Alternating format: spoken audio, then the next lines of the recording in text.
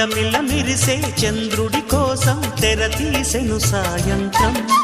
జోలగా లాలించగా నీ నీడ దొరికింది, కమ్మగా కలలీయగా నీ తోడు నాకుంది.